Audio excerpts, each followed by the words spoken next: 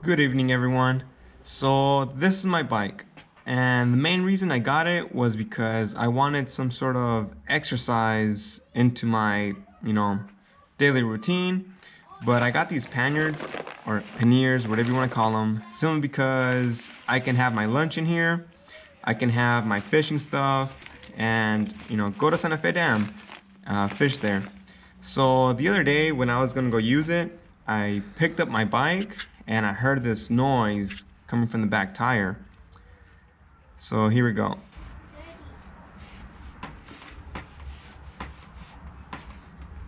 So any little movement that the back tire made, I would hear this noise.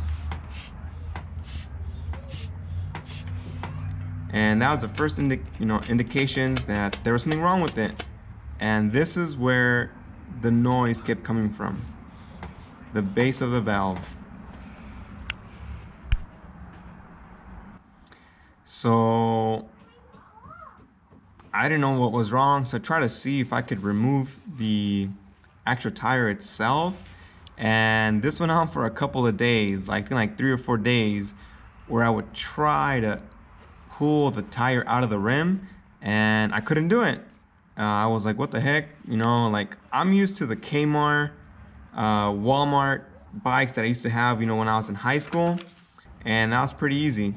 So I even tried this little clamp sort of plier thing to try and see if I can, pull the tire off of the rim. And as you can see, it's not working.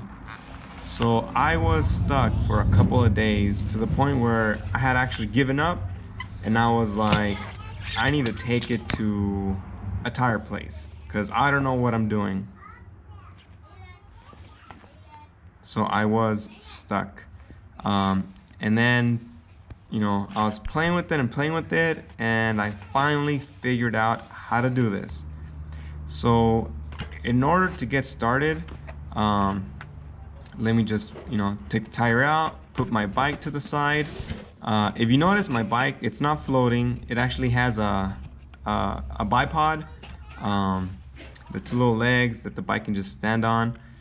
So this is, trivial Sparwood, I guess, tire, all the gear here. But same thing, even with the tire off, I couldn't take out the tire itself.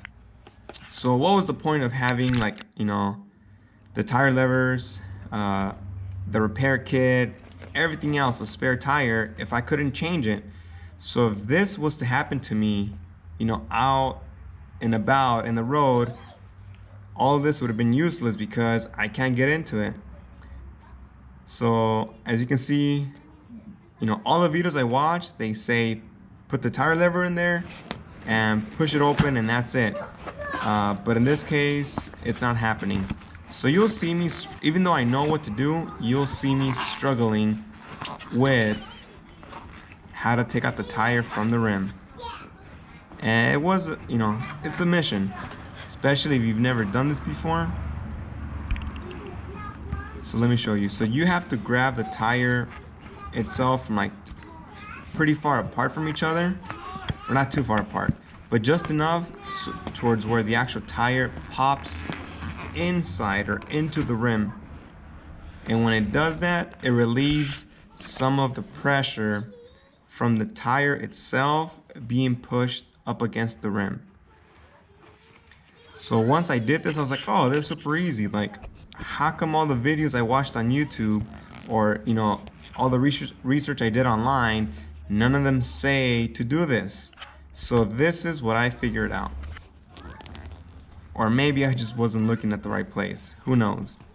But now you can see the actual tire is separated from the rim, and pushing it away from the rim itself after this was a piece of cake. Here we go.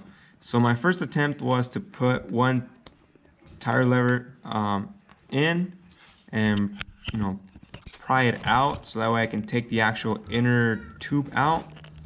But you'll see a little, not mistake, but a little obstacle that I came across.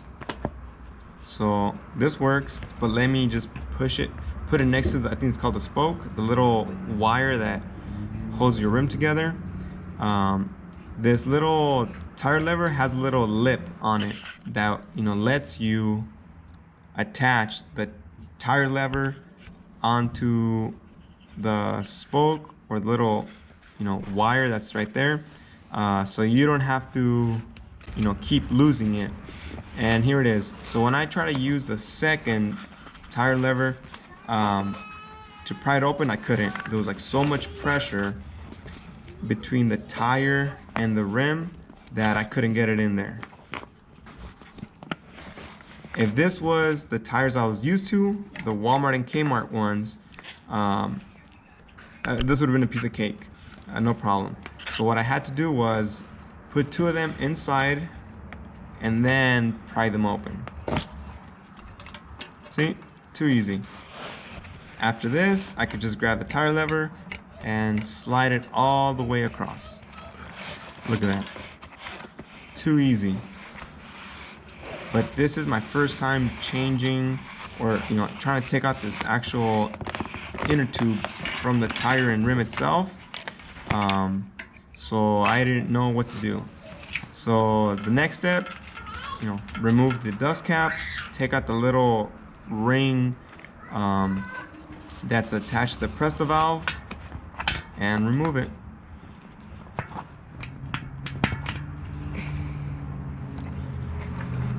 So I had called a couple of friends of mine, and we came to the conclusion that the actual inner tube was torn in between the Presto valve and, you know, where it comes out of the rim.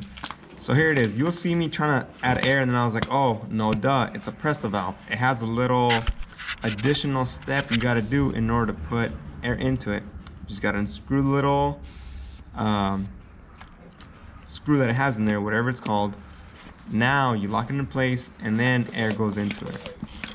So if you've never experienced this, you'll know that it's completely different than, I don't want to say the standard, but maybe the actual valve that you're used to, you know, growing up.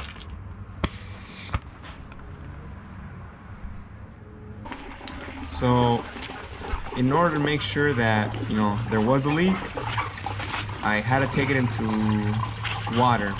So here I am. The first thing that came to mind was my pond. So all I'm doing now is rotating the actual inner tube with my fish. Probably not a good idea for the fish, but you'll see. There it is. I found an actual hole. It is leaking air.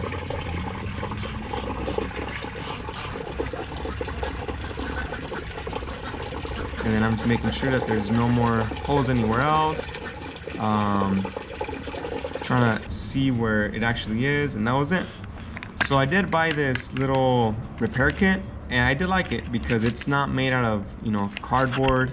It's actually some sort of, I don't know, plastic. So it's pretty, so the materials inside are pretty protective. So before I even start to patch my inner tube, it has to be dry. You have to dry it, or else things are not going to work out.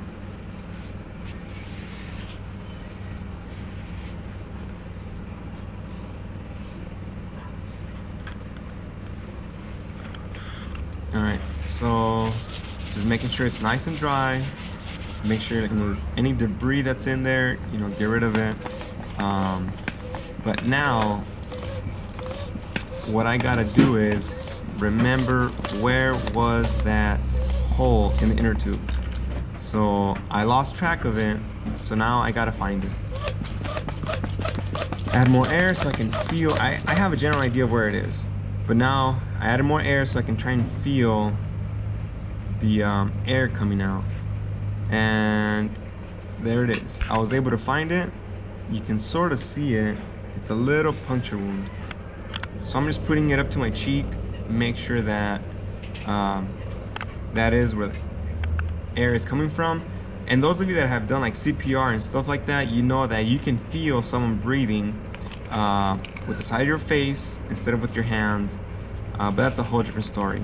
So all I'm doing here is just marking the sides of where the hole is, because once you start scraping stuff out to sort of create a rough surface, you will lose track of where the hole is. So I do need to get rid of that little, I don't say excess, that line that you can see going around the inner tube, because if not, I will not have a, how do you say, smooth surface. It won't have perfect contact. So here it is. I'm just, marking the hole again, because you will lose track of it, and once that happens, you got to try and find it again. So this is something that anyone can do. Just mark it. I'm just releasing some air, because the last thing I would want is to actually add the glue at the little patch, and then the air from the tires separating that connection. So I just released a little bit of air, and before I mess things up, because it does happen, I'm just gonna look at the instructions. So here we go. So scrape it off. I did that, and then it says to blow off any debris. Add the glue. Don't be stingy with the glue. Don't try and save it. If you don't put enough and you miss a spot, that little patch you put on, maybe it will not hold. So just put glue everywhere. You'll be okay. So as you can see, there's a rough surface to scrape stuff off, and there's a smooth surface, and that will help you on spreading the glue. Then it says once you put the glue, wait 5 minutes, and then add the little patch, rub it really good, and you're pretty much done. So here we go. Alright, so it's time for me to put the glue. This is pretty standard. When you take out the cap, you flip it over and you puncture the actual tube, and then just start applying.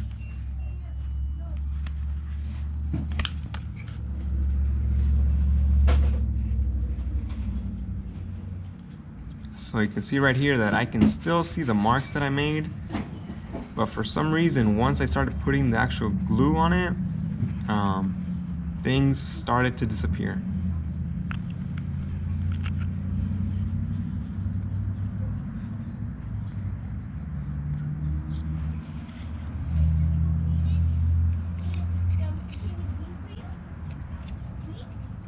So I gotta close it and make sure, because I will most likely need it again later. Once everything was rubbed in, pretty nice. Time to put the little, patch, the little repair thing, I don't know what it's called. So I can still see some of the marks I made. See, there's one at the bottom, right there.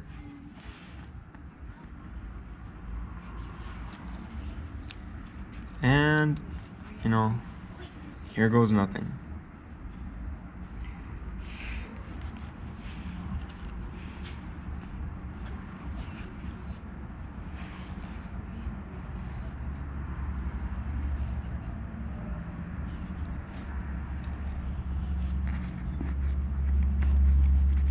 So once it's on, I'm just pressing the sides, making sure it has that good, clear contact.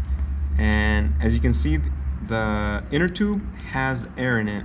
Not a whole lot, but it does have some. That way the inner tube can sort of keep its shape, because if it was to be flat, the inner tube would shrink.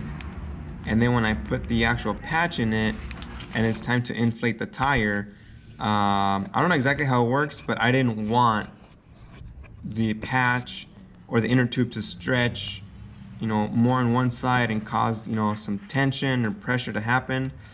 So before I can put the inner tube or the fixed inner tube back into place, I do need to check the actual tire, the inside of the tire, make sure that the thorn or whatever poked it isn't there.